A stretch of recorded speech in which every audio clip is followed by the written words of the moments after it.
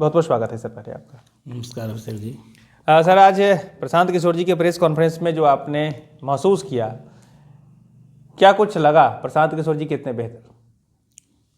देखिए, प्रशांत किशोर जी जन स्वराज नामक संस्था से बिहार में एक विकल्प देने की कवायद में जुटे हैं। गुजरे 2-3 वर्ष पहले उन्होंने इस संस्था को मंच पर लाया और उसके तहत पदयात्रा पर निकले। बाद के दिनों में वह संगठन अब राजनीतिक दल के रूप में सामने आ गई है और यह जो इनका प्रेस वार्ता था, उसी चुनावी सफ़र के बीच में, ठहराव के बीच जनता के साथ अपने विचारों का संवाद भर था। जी, तो ये जो प्रेस कॉन्फ्रेंस के आधार पर या कहें बिहार की जो चुनावी जो सरगर्मी अभी हुई है, तो प्रशांत किशोर ने जिन जिन मुद्दों को रखा है आज प्रेस वार्ता में, उसके कुछ हाइलाइट्स सर हम दर्शकों को बताएं हमारे। देखिए, राजनीति में अपने आप को आगे लाने के लिए कुछ न कुछ चुनावी वायदे होते हैं। प्रशांत किशोर जी ने भी 5 वायदे किए हैं, जिसमें उन्होंने किशोर के लिए, किशोर वर्ग की उम्र के लिए शिक्षा नीति को बेहतर बनाने का दम भरा है, जिसमें उनका दावा है कि शिक्षा के अधिकार के तहत 15 साल से कम उम्र के बच्चों को मुफ्त शिक्षा की व्यवस्था कराएंगे। अगर सरकारी संस्थानों में लोगों का विश्वास कमा है तो उनका कहना है कि हम निजी स्कूल के माध्यम से बच्चों को सुशिक्षित कराएंगे और उसकी भरपाई सरकार करेगी। ऐसे भी शिक्षा के अधिकार के तहत यह योजना पूर्व से लागू है, जहां बहुत अत्यंत जो गरीब परिवार हैं उनके बच्चों को मुफ्त शिक्षा दी जा रही है। तो उन्होंने एक तो शिक्षा का स्टेप लिया है, दूसरा लिया है कि जो वृद्ध महिला हैं या पुरुष हैं उनको कुछ राशि देंगे ताकि उनकी आत्मनिर्भरता बनी रहे। एक उन्होंने लिया है कि मनरेगा को कृषि से जोड़ने का, जिसमें वे व्यावसायिक फसल करने वाले किसानों को मुफ्त मजदूर देने की वकालत करते हैं। ऐसे ही उन्होंने 5 मुद्दे को रखा है। जी, ऐसे में दर्शकों को वो वाली वीडियो भी मैं आपको दिखा देता हूँ। इस वीडियो में आप देख लीजिए कि क्या कुछ प्रशांत किशोर जी ने कहा है। रोड मैप का समरी है। पहला रोड मैप का पहला हिस्सा ये है कि 15 साल से कम उम्र के बच्चों को इतनी अच्छी पढ़ने की व्यवस्था कर दी जाए कि वो व्यवस्था पर आगे चलकर बोझ ना बने। और हम लोग का ये भी मानना है कि बिहार की शिक्षा व्यवस्था को सुधारने में कम से कम 5 से 10 साल लगेगा, लेकिन बच्चों की पढ़ाई तो अभी सुधरनी चाहिए। तो जन स्वराज ने कहा कि जब तक सरकारी व्यवस्था नहीं सुधरेगी तब तक लोगों को ये विकल्प है कि वो अपने बच्चों को प्राइवेट स्कूल में पढ़ाएं और उसका फीस सरकार भरेगी। ये लोगों का भ्रम है कि सरकारी विद्यालय फ्री है। सरकारी विद्यालयों को चलाने में सरकार को 60,000 करोड़ रुपया लगता है, फ्री में कुछ नहीं है। अगर सरकारी विद्यालयों पर 60,000 करोड़ रुपया खर्च हो रहा है और उससे 60 विद्यार्थी भी पढ़कर नहीं निकल रहे हैं, तो उसको सुधारने की जरूरत है और साथ साथ लोगों को विकल्प देने की जरूरत है कि आप प्राइवेट और सरकारी में जो अच्छा लगे वहां पढ़िए, पैसा सरकार आपको देगी। ये आरटी के प्रावधान में लिखा हुआ है। जो राइट टू एजुकेशन का बिल आया यूपीए के टाइम, उसमें ये लिखा हुआ है कि जहां पर भी सरकारी विद्यालय नहीं है वहां सरकार की जिम्मेवारी है कि प्राइवेट विद्यालय का फीस सरकार भरे। तो ये चीज हम लोग पहली बात कह रहे हैं। दूसरी बात हम लोग ये कह रहे हैं कि जो व्यक्ति युवा है, जो एक बार अब स्कूली शिक्षा से ऊपर बढ़ गया, अब यहाँ शिक्षा व्यवस्था सुधर भी जाए तो उसकी दशा नहीं सुधर सकती है। अब वो वापस जाके पढ़ नहीं सकता है। उसकी जिंदगी सुधारने के लिए जन स्वराज कह रहा है कि हम उन्हें पूंजी मुहैया कराएंगे।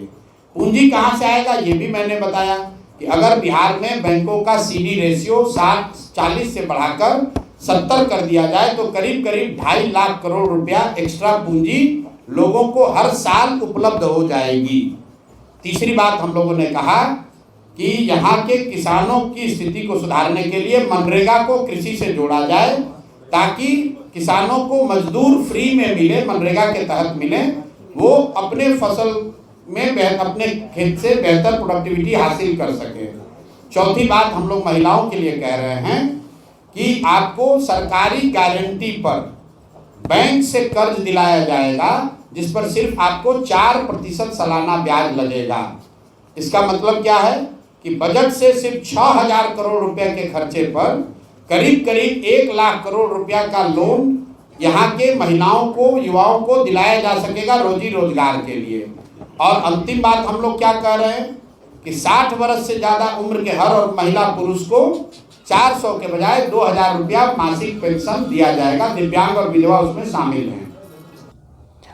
तो आपने देख लिया प्रशांत किशोर जी ने क्या कुछ कहा, जो यहाँ के जो बिहार की व्यवस्था को बेहतर बनाने के लिए जो मुद्दे हैं उनको लेकर। लेकिन अब जो सवाल का जो सिलसिला दौर चला है वो भी मैं आपको बता दूं कि सर, जैसा कि हम लोगों ने देखा कि वो बड़ा हमलावर हैं आरजेडी को लेकर, और उन्होंने जो बताया 2500 रुपये जो अभी चल रहा है योजना को लेकर कि 2500 रुपये हर महिलाओं को मिलेगा, उस पर भी कटाक्ष उन्होंने किया। क्या कुछ कहेंगे आप उसमें? देखिए, राजनीति में हमलावर रुख होना ही अपने आप को आगे लाने का बेहतर माध्यम माना गया है। तो प्रशांत जी का जो शुरुआती अभियान चला है वो कहीं ना कहीं राष्ट्रीय जनता दल, लालू प्रसाद, तेजस्वी यादव और मुख्यमंत्री अस्त्र के रूप में रहे हैं। बीच बीच में कभी कभी वे भाजपा का भी नाम ले लिया करते हैं।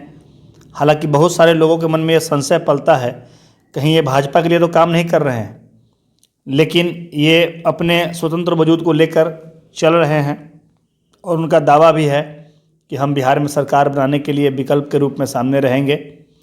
अब लोगों, जनता के दरबार में लोगों का रुख तय करेगा कि जन स्वराज को कहाँ कितना स्थान मिलता है। जी अच्छा, इन्होंने कहा कि ये सरकार बनाने को लेकर कि न हम बाद में गठबंधन करेंगे न पहले गठबंधन करेंगे, और जो है वो अपने स्वतंत्र रूप से हम चुनाव लड़ेंगे भी, और उसमें हम अगर नहीं सरकार बनती है तो विपक्ष में बैठेंगे। तो इसको लेकर क्या कहना चाहेंगे? देखिए, राजनीति में कभी भी हठ और जिद की कोई जगह नहीं होती है। आपने पूर्व में देखा होगा, केंद्र में और बिहार में दोनों जगह लोजपा सुप्रीमो रामविलास पासवान को एक समय मौका मिला था। 2 सरकारों को वो बचा सकते थे, लेकिन उनके जिद और हठ के कारण दोनों सरकारें गिरी और मतलब मध्यावधि चुनाव झेलने पड़े देशवासियों को।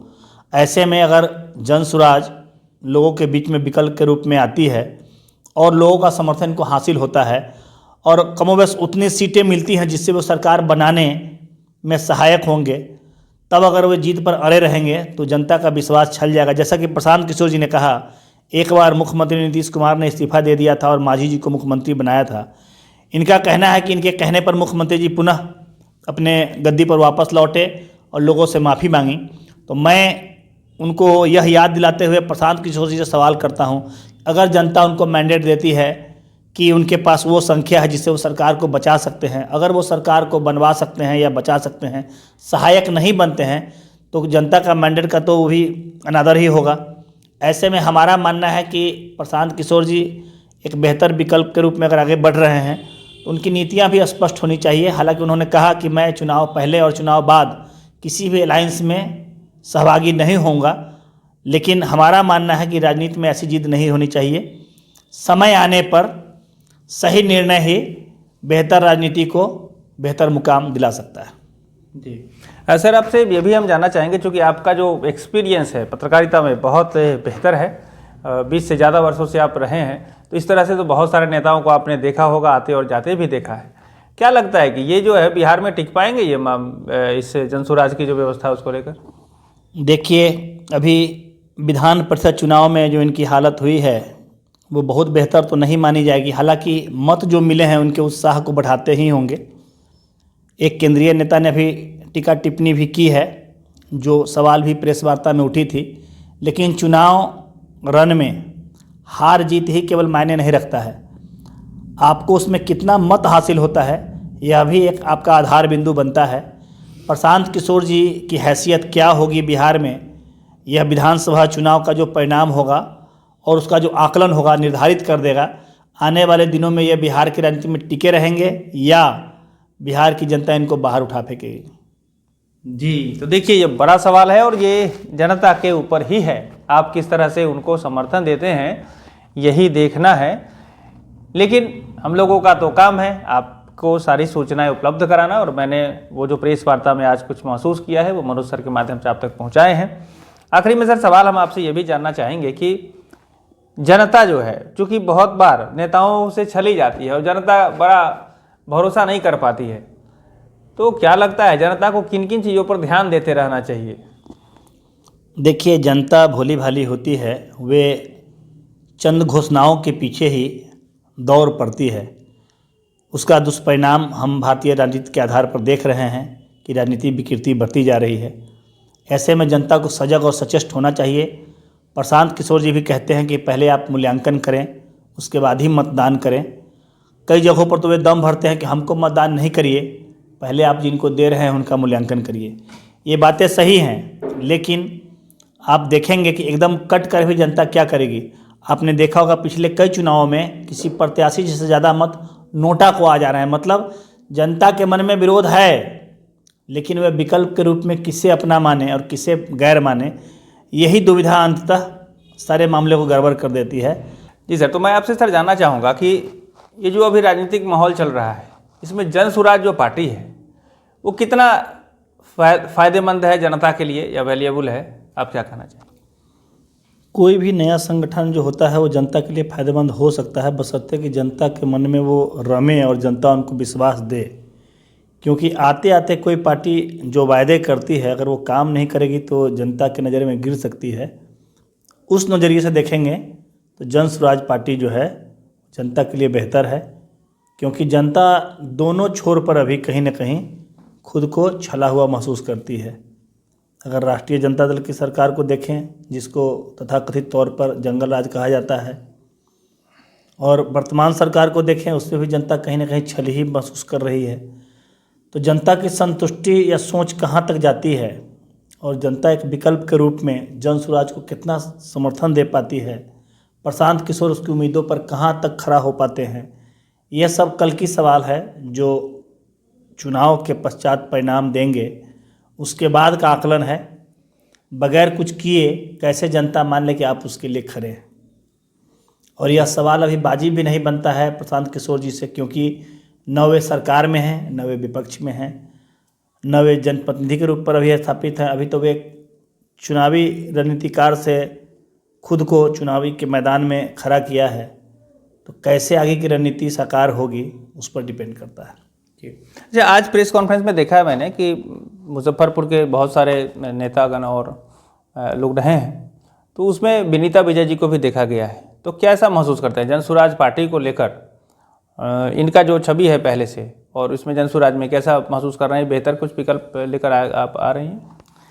जन स्वराज पार्टी के कुछ लक्ष्यों में यह भी है कि स्वच्छ और कर्मठ छवि के जो उम्मीदवार हैं उनको वो आगे लाएं। ऐसे में उनकी तलाश में बहुत सारे प्रशासनिक महकमे के लोग भी जुड़े हैं। आप देखेंगे शैक्षणिक महकमे से लोग जुड़े हैं, साहित्यिक और सांस्कृतिक क्षेत्र के महकमे से लोग जुड़े हैं। ऐसे में विनीता विजय एक राजनीतिक घराने से आती हैं और उनकी छवि बहुत स्वच्छ है। हालांकि वो 2-3 मौके पर चुनाव मुजफ्फरपुर से सांसद के रूप में एक बार और विधानसभा प्रत्याशी के रूप में 2 बार चुनाव लड़ चुकी हैं। सफलता हाथ नहीं लगी है, लेकिन उनकी छवि पर किसी को कोई एतराज़ नहीं है। एक स्वच्छ छवि और बुद्धिजीवी वर्ग से आने वाली विनीता विजय को अगर प्रतिनिधित्व मिलता है तो वो निश्चित ही जन स्वराज के मानक के आधार पर होगी। जी, आखिरी में संदेश क्या देना चाहेंगे जन स्वराज पार्टी की बेहतरी के लिए प्रशांत किशोर जी को? सीधे सीधे हमारा मानना है कि जन स्वराज जनता के बीच में बेहतर कार्यों के हिसाब से आगे बढ़े और जनता का विश्वास हासिल करे। मैं यह भी स्पष्ट कहना चाहता हूं कि अभी से ही जिद या हठ की राजनीति ना करें। जनता के कटघरे में जनता जो आपको जनादेश देती है उसके आधार पर बर्ताव करें। राजनीति की भी यही डिमांड होती है और वक्त का भी यही मांग होता है। मेरा 2 टूक कहना है कि वे चुनाव परिणाम जब सामने आए उसके आधार पर आकलन करें आगे क्या करना है। जी, तो ये थे मनोज सर के विचार, और आज की प्रेस कॉन्फ्रेंस को लेकर जो बातें हम लोगों ने महसूस की है वो आप तक पहुंचाने का प्रयास किया है। तमाम दर्शकों से हमारी अपील रहेगी, कमेंट करिए और बताइए वीडियो कैसा लग रहा है। और हम आपको ये भी कहना चाहेंगे कि देखिए, चौपाल समाचार, इसका उद्देश्य है ना कि हर उस मुद्दे पर चर्चा करना, लोगों के बीच जाना जो कि समाज की समस्या है और उसकी बेहतरी के लिए हम लोग प्रयास करते रहते हैं। तो अपना कमेंट करके भी विचार दीजिए, और आपको भी कुछ कहना है तो हमें आपके पास आने में भी कोई ऐतराज़ नहीं है। आप हमें बुलाएं और हम आपके बीच आएंगे और आपकी बातों को भी देश दुनिया तक पहुँचाने का प्रयास करेंगे। तो मनोज सर, आपका बहुत बहुत धन्यवाद करके बहुत बहुत धन्यवाद अभिषेक जी। चौपाल समाचार के सभी पाठकों और श्रोताओं का धन्यवाद। दर्शकों का भी धन्यवाद। ऐसी खबर लेकर आते रहते हैं, बने रहिए। चौपाल समाचार को आज तक सब्सक्राइब नहीं किया आपने, सब्सक्राइब जरूर कर लीजिएगा। धन्यवाद।